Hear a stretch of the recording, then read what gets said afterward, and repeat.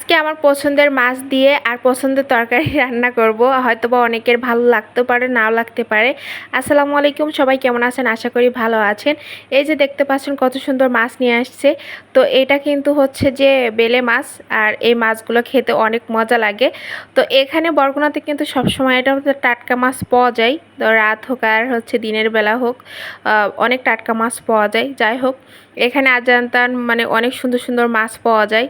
এইটাই সব থেকে শান্তি, তাছাড়া আর কোনো কিছুই মনে করেন যে শান্তি নাই এই জায়গাটা থেকে।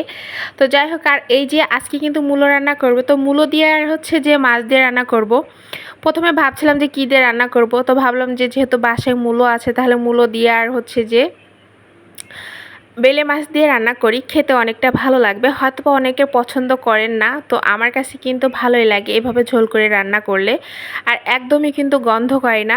হয়তোবা অনেকে মূলো পছন্দ করেন না, আমার কাছে অনেক ভালো লাগে যদি এভাবে কষিয়ে রান্না করে মূলোটা যদি খাওয়া হয়। আর এখানে কিন্তু আমি সরিষা বাটা দিয়েছি, কাঁচামরিচ দিয়েছি, পেঁয়াজ, তারপর হচ্ছে যে 1-2 কোয়া রসুন, একদম অল্প। যাই হোক, তারপরে দিয়েছিলাম হচ্ছে জিরা, সব একসাথে দিয়ে ব্লেন্ডারে ব্লেন্ড করে নিয়েছি, নিয়ে ভালো করে কষিয়ে তারপরে যে মূলো দিয়ে আলু দিয়ে ভালো করে কষিয়ে নিচ্ছি। এইভাবে রান্না করলে কিন্তু খুবই মজা লাগে। যদি কখনো না খেয়ে থাকেন তাহলে অবশ্যই এইভাবে রান্না করে খেয়ে দেখবেন, অনেকটা ভালো লাগবে।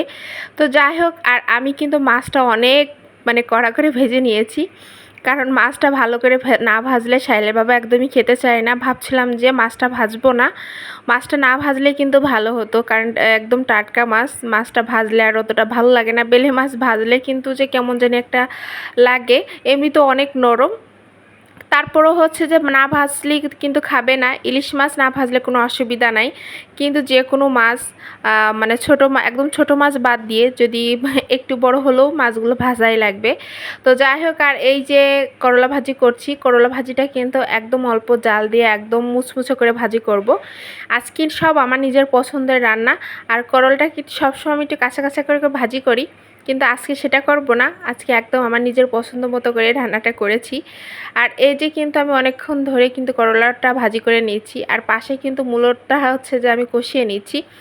অনেকটা মজা হয়েছিল খেতে। আপনারা যদি কখনো না খেয়ে থাকেন অবশ্যই কিন্তু বাসায় এইভাবে ট্রাই করে দেখতে পারেন। মূলোর তরকারি এইভাবে কিন্তু অনেকটা মজা হয়।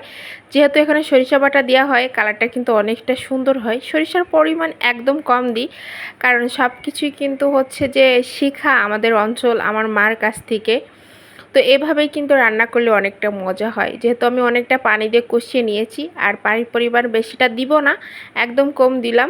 তো যাই হোক, এখানে কিন্তু আমার করলাটা ভাজিও হয়ে গেছে, আর দেখছেন কতটা ঝরঝরের মতো করে ভাজি করেছি।